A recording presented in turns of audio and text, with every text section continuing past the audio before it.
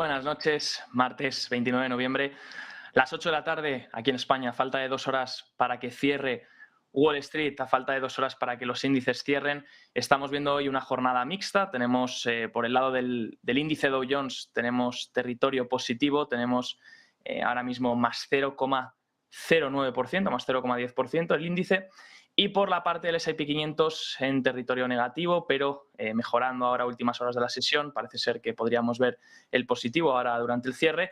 Y el Nasdaq en más 0,48%. Hoy nos vamos a centrar en lo que está siendo la noticia de la semana, en lo que está siendo el foco de la semana, y son los mercados chinos, la economía china y todo lo que está pasando en el país. Protestas, restricciones COVID que se van agravando cada vez más y esa posible reapertura que tanto especulan los inversores. Y hoy he querido tratar e intentar ver si es posible esta reapertura, qué están haciendo los índices, qué están descontando y sobre todo qué está esperando el mundo a nivel global con la situación china ahora mismo, que es bastante crítica y es bastante preocupante también por la repercusión que genera que estén tan encerrados o con estas políticas tan drásticas también para el resto del mundo. Todo lo que genera no solo para los ciudadanos de ahí, de China, sino también para el resto de las economías globales. Como pueden ver, hoy durante la sesión asiática hemos tenido los índices chinos con un buen rebote.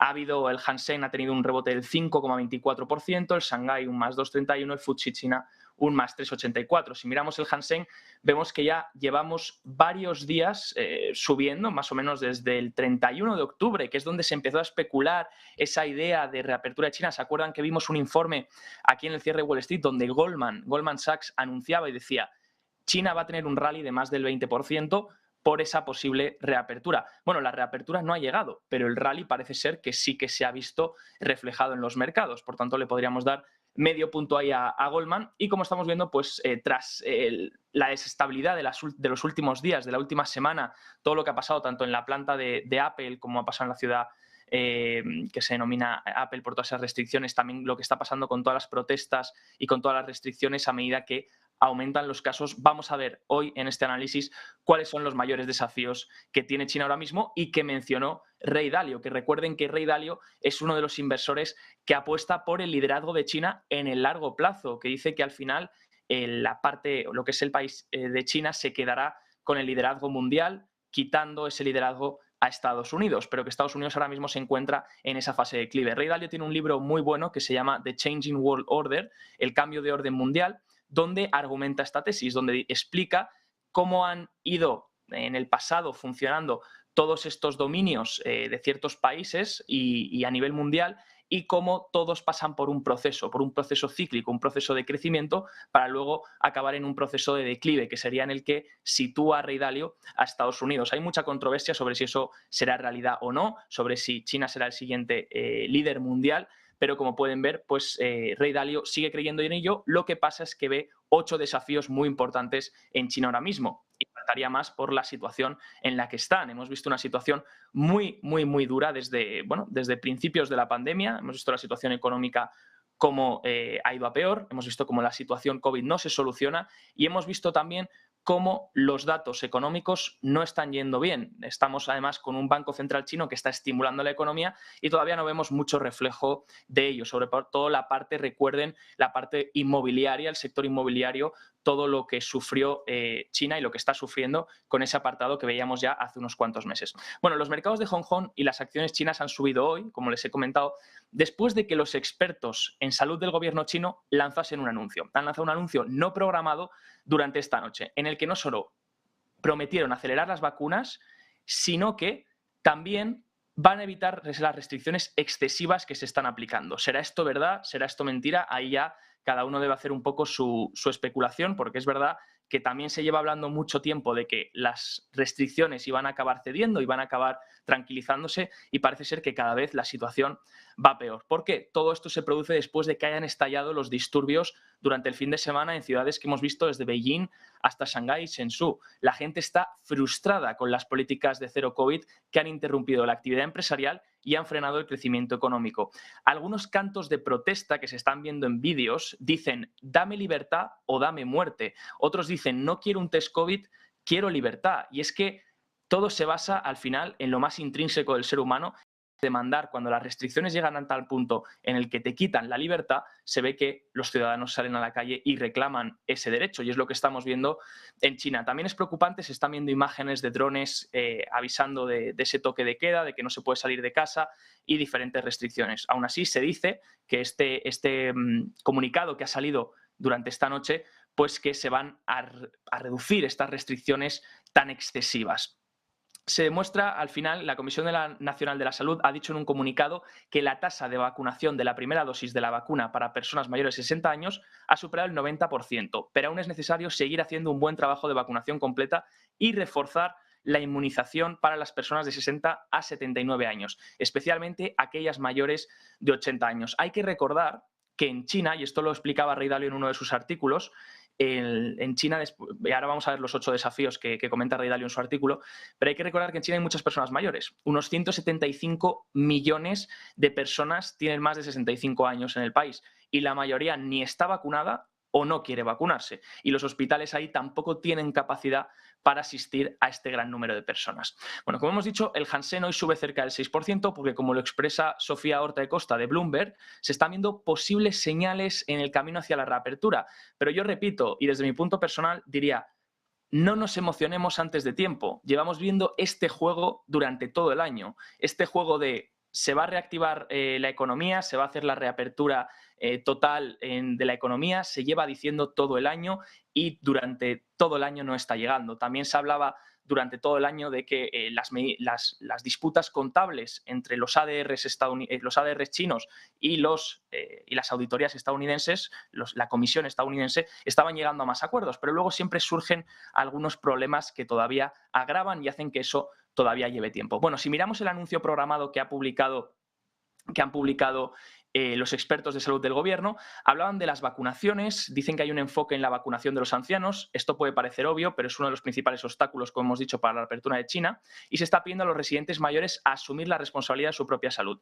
También de la virulencia. Un portavoz detalló la ciencia que muestra que Omicron y sus subvariantes no son tan peligrosas como la población cree. Quieren reducir el miedo de la población al virus, es un paso importante hacia la reapertura libre de pánico, pero al final el pánico no creo que esté tanto en el virus, sino en cómo el gobierno está llevando la situación y esas medidas que está imponiendo tan drásticas. También comentan los inconvenientes. Los funcionarios de salud dijeron que era primordial minimizar el impacto causado por el brote de COVID. Esto para los inversores sugiere que el gobierno está preocupado por el enfado de la población causada por su política de COVID-0, como hemos comentado. Y luego sí que también el informe hace referencia a las medidas excesivas, ¿no? Los portavoces dijeron que algunos gobiernos locales están llevando los bloqueos demasiado lejos, imponiendo medidas sin la aprobación previa del gobierno central, o por lo menos eso dicen, ¿no? Las restricciones dicen que deben ser limitadas en escala y duración y las autoridades locales deben responder rápidamente a las solicitudes razonables de los residentes.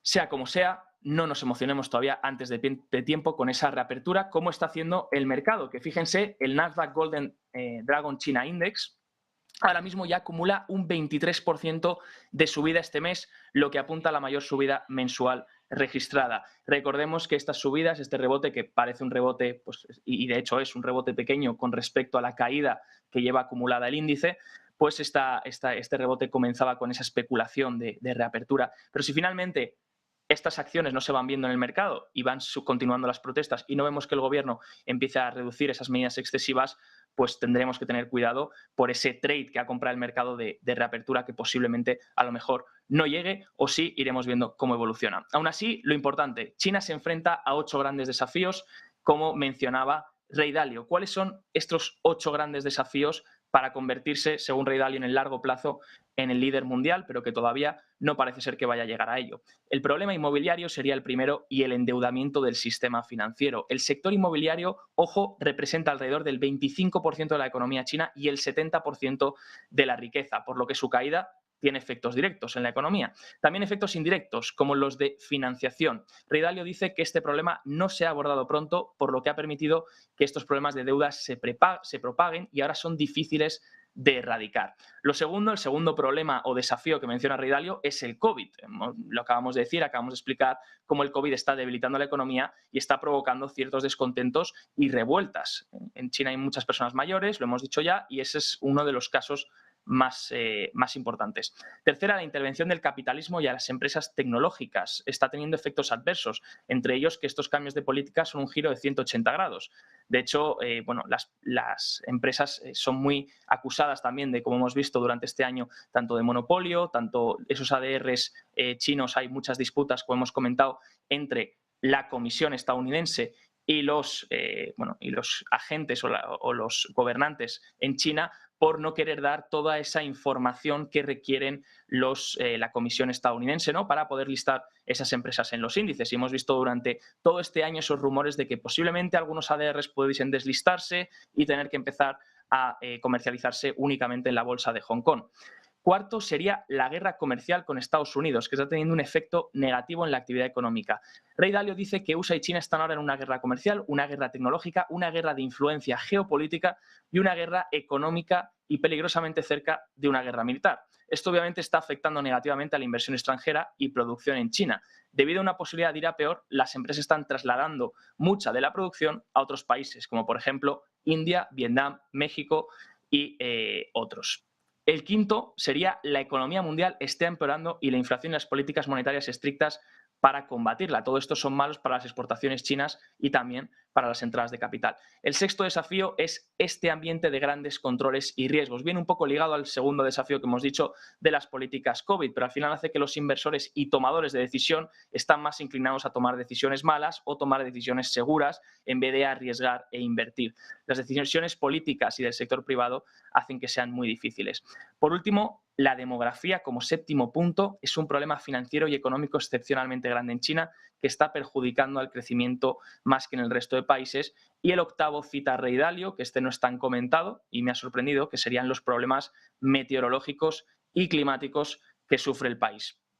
Lo más curioso de todo esto es que a pesar de todos estos desafíos, a pesar de las revueltas que estamos viendo y de estas medidas COVID-0 que no parecen aflojar, aunque se esté especulando sobre esa reapertura de China, lo más curioso es que veíamos ayer en el informe, lo tienen también en el vídeo de YouTube, tienen analizado ayer los 10 trades que considera Bank of America para 2023, 10 posibles inversiones para 2023, las estuvimos viendo una a una durante el día de ayer, tienen el vídeo en el canal, y una de ellas, la cuarta, es largo China, largo acciones chinas. Por tanto, es un trade muy contrarian, lo que sugiere que, bueno, que aunque veamos que todo ahora mismo parece muy malo y muy feo, todavía hay incluso bancos que están diciendo que puede ser una oportunidad de cara a los próximos años. Dicen que que sería un trade muy contrarian, muy poco querido por todo el odio que hay ahora mismo hacia las acciones chinas y que pues si se abre esa reapertura, hacen referencia a la reapertura de COVID, ¿no? COVID reopening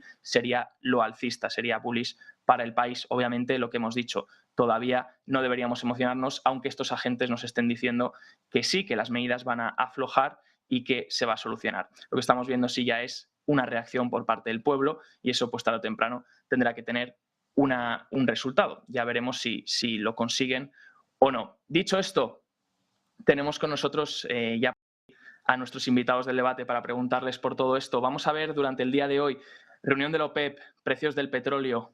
Vamos a ver también el invierno en Europa, cómo afrontarlo, los PMI regionales, la inversión de la curva, el tema de la vivienda, la confianza del consumidor y qué esperar del dato de empleo esta semana. Además de un tema muy importante como reflexión final, que es que la rentabilidad de Warren Buffett, de Berkshire Hathaway, si miramos las acciones de Berkshire Hathaway últimos 5 años, ya supera a la rentabilidad del Bitcoin en esos últimos 5 años. Así que ya tenemos por aquí con nosotros, damos la bienvenida